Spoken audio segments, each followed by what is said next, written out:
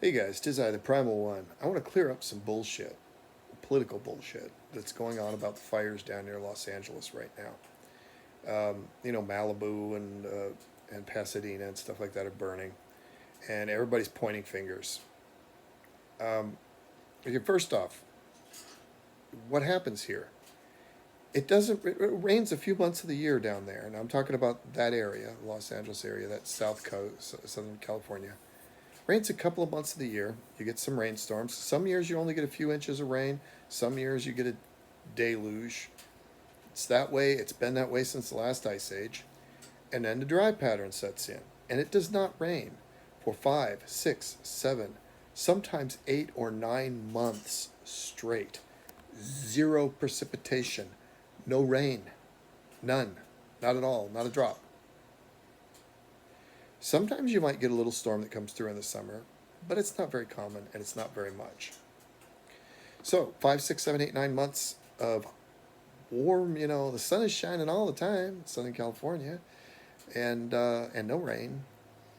Everything gets tinder dry, and then it rains, and all the brush and everything in the mountains that is well adapted to the environment grows like crazy for a couple months, and then it dries out and it goes dormant. And each year it builds another layer and another layer and another layer of fuel on top of that. And that might build up for 10 years, 50 years, 100 years before it burns. But sooner or later, it's going to burn. And why it burns is we get the Santa Ana winds, what we call the Santa Ana winds. They're hot, dry winds. They come off the desert. Sometimes they kind of loop over the ocean and come in, and it's kind of weird. But it's bone dry. Single digit relative humidities. Last night, when the fire started, the relative humidity was 9%. Winds were blowing 40 to 60 miles an hour. Some of the higher peaks, they saw gusts upwards of 100 miles an hour, from what I've heard. So you have a hot, dry wind blowing through billions of tons of dried tinder, little dry twigs, and something's gonna start a fire. And once it's started, it is gonna go. Those winds just blow it. It's just a firestorm. Nothing's gonna stop it. So the political BS that's been going on, first off on the left, that you always hear the climate change thing. This is not climate change. It's been going on forever. The Indians have legends about it. This is the way it is. Okay, the climate has not changed. I've been here since the '60s. It's BS. Sometimes we have droughts. Sometimes we have floods. It's California. It really depends on where the jet stream dips off the coast. It's got nothing to do with how hot it is or how cold it is or whatever. It's where the jet stream dips off the coast as to where the moisture comes in the west off the Pacific. That's it. Um, so on the left, it's not climate change. And then I even heard some twit saying, oh, it's the farmers growing stuff in arid areas that are using up all the water, and that's why they didn't have water to fight the fire. And that's bullshit, too. It's totally different water systems. Okay? Now, on the right, they're saying, oh, there was no water to fight the fire because the governor didn't sign the bill to bring water from the Delta to the Southern California. That's just bullshit. um, yeah, he should. We should be moving more water from the Delta, especially if he wants to keep moving in millions of illegals and growing the population here. But that had nothing to do with this fire.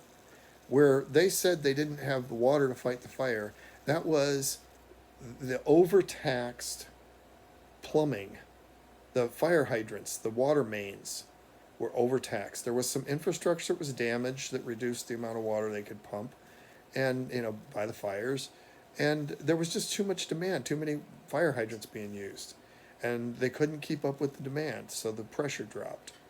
That's what that was about. It had nothing to do with there not being water. There's lakes full of water all around Los Angeles. I drove right past Pyramid Lake the other day, and yeah, it's completely full, as it always is, because it's filled by the aqueduct. Los Angeles gets their water because they have the political clout. They suck it from all over the state. So, this whole thing about it having something to do with the gut, it's bullshit. And then the other thing about environmental rules and fire breaks. A lot of times, there are a lot of places, and we've had a lot of fires where the disaster has been made much worse because bullshit environmental rules. Um, but in this case, fire breaks, wouldn't have made any difference. It wouldn't have made any difference. As long as they are building houses up in those canyons and on those hills, all along Southern California and around the LA basin and everything like that, this is going to happen.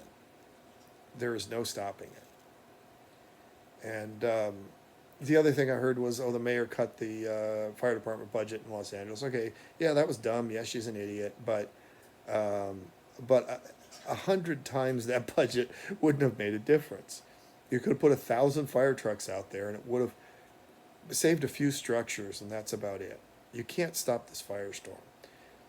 The news media doesn't show the good video, but if you know where to go, the fire vloggers and stuff like that, they're like storm chasers, except they chase fires in California. They put up the good stuff, live videos and stuff. I watched this live stuff. I saw palm trees, you know, 70, 80 foot tall palm trees going up like tiki torches, and sending burning palm fronds off into the wind. Those things probably didn't come down for half a mile or a mile before, you know, burning and starting another fire there and starting another. You know, you can't fight that. All you can do is try and put out spot fires and wait for the wind to die down. You know, you can try and slow it down, but you can't stop it. It's all about the wind and the fuel. And so, you know, basically what I'm saying is this is not the Democrats' fault. There's a lot the Democrats do wrong here, and a lot of times it does contribute to fires. But in this case, this is not the Democrats' fault, and this is not the Republicans' fault, and this is not climate change or your SUV's fault. This is inevitable as long as they're building houses in those Santa Monica Mountains, in those hills, in those canyons around Los Angeles, all through Southern California. They are going to burn. And they might stand for 100 years or they might stand for 2 years, but they are going to burn. There is going to be big fires go through in different spots, different years. Inevitable. Some years aren't so bad because of just the timing of the rains and the winds. But this year, yeah, everybody knew there was going to be a fire last night. Several fires, just didn't know where, but it was going to happen. So, anyway, I guess that's about all I have to say. It's just like living in Florida. If you build a house on the coast in Florida, that house is going to get hit by a hurricane sooner or later. It might be next year, it might be next century, but it is going to get hit by a hurricane.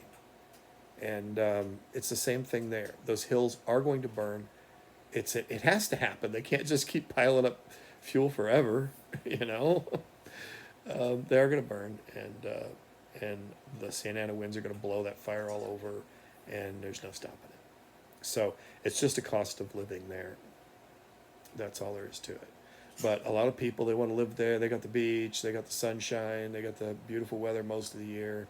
They got Los Angeles and Hollywood there, which for some reason some people still love. And it's inevitable. So that's all I had to say.